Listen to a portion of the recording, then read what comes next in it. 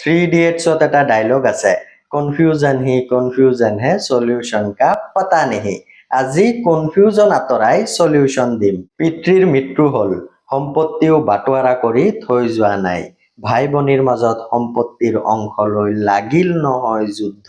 কাৰোবাৰ বেছি সম্পত্তি লাগে, কাৰোবাৰ গোটেইখিনি, কাৰোবাৰ বাটোৱাৰাই কৰিব মন নাই। সম্পত্তি বাটোৱাৰা হ'ব কেনেকে? সম্পত্তিত মালিকীস্বত্বৰ অধিকাৰ থকা পিছতো বাটোৱাৰা কৰিব পৰা নাই।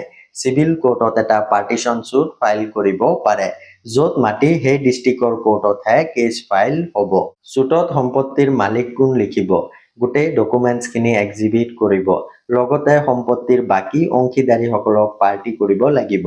যদি ভাবিছে মনে মনে কোনোবাই সম্পত্তি বিক্ৰী কৰি দিব, এটা ষ্টে এপ্লিকেশ্যনো ফাইল কৰিব পাৰে। চিভিল কোৰ্টৰ পাৱাৰ আছে ইণ্টাৰিম ইনজাংচন অৰ্ডাৰ দিয়াৰ।